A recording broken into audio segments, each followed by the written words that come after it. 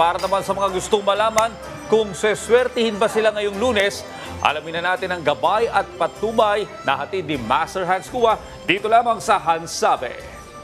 Rise and shine! Mga ka-RSP, 35 days to go bago ang Christmas.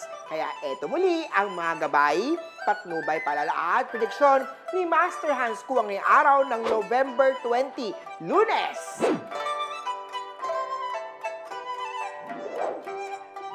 Conflict Day ang mga pinanganak ng Year of the Rat. Mahihirapan kang pagdating sa pera, kaya posibleng hindi mo na makapagtabi ngayong araw dahil sa sunod-sunod na gastos. White at 9 ang swerte kay Rat. Punta naman tayo sa mga pinanganak ng Ox dahil sa pagiging matulungin. Mas maraming business ang matatanggap pabalik. Magkaroon ng bagong pagkakaabalahan at maaaring pagkakitaan. 4 at purple ang swerte kay Year of the Ox. Sa mga Tiger naman tayo magtipid, hinay-hinay sa paggastos, hindi naman mahalaga ang investment na yan. Mag-invest lang sa mga needs mo. Sa Manila Star naman, ang dati mo ng suki ay bibili ulit sa'yo online. Sa Love Life naman, magkaroon ng love time upang walang tampuhan. Makakatulong ang pagsuot ng rose quartz, green at 6 ang swerte kay Tiger. Sa mga Rabbit naman tayo, maging mabuti pa rin sa mga tao kahit feeling mo hindi ka bilong sa grupo nila. Iwasan ang hurtful word star. Sa Manila Star naman, magtipid na at maaaring maubusan ng pera. Sa Love Life naman, very proud si partner sa mga tagumpay ngayong araw. Kaya naman, maging inspirasyon siya. 15 at yellow ang swerte kay Year of the Rabbit. Sa mga Year of the Dragon naman tayo, masasayang lang at mauubos ang pera mo if hindi mo ito gagamitin sa tama. Sa Love Life aspect naman tayo, may misunderstanding na magaganap. Makipag-banding muna sa buong pamilya. Sa kalusugan, iwasan ang bisyo dahil nasa huli ang pagsisisi. 2 at silver ang swerte kay Year of the Dragon.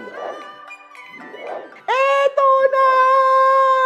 Year of the Snake, naguguluhan ka sa nangyayari sa paligid mo. Ngunit, malalampasan mo ang mga problema. Sa usapang kalusugan, doble ingat sa kinakain mo, maaaring magkasakit dahil dyan. Sa Manila Star, maging tapat kay boss.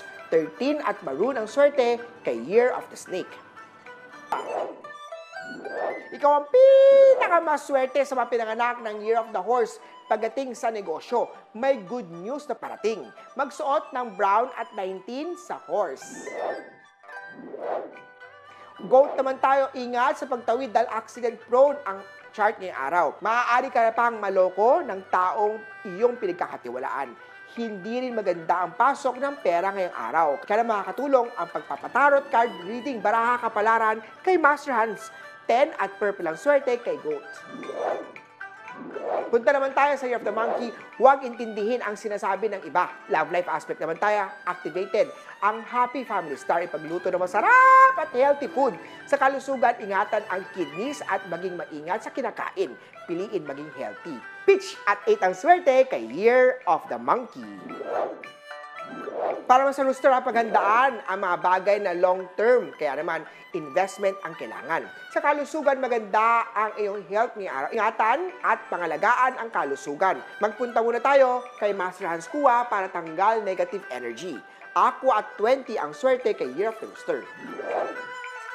Magiging happy ang araw ng mga pinanganak ng dog. Maganda rin ang idea na naisip. Hanggang may malaking pera na nahawakan, magplano sa panibagong negosyo. Ingat ang mga dog sa accident star, magsuot ng proper safety equipment at huwag uminom o mag-text habang nag-drive.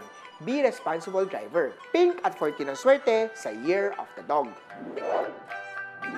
And last, pero definitely not the least, ang mga pinanganak ng Year of the Pig. May healing star sa chart sa kalusugan. Sundin ang mga payo ni Doc. May magandang balita naman sa isang kamag-anak pagdating sa love life aspect. Ayain si sweetheart sa tahimik na lugar at mag-dinner date doon. 2 at 3 ang swerte kay Year of the Piggy. Muli po, ito po yung mga gabay, patnubay, palala at prediction lang ni Master Hans. Nasa inyong mga kamay, nasa lalay, ang inyong tagumpay. Kaya naman, always be positive at i-claim ang mga swerte. Mga ka-SB,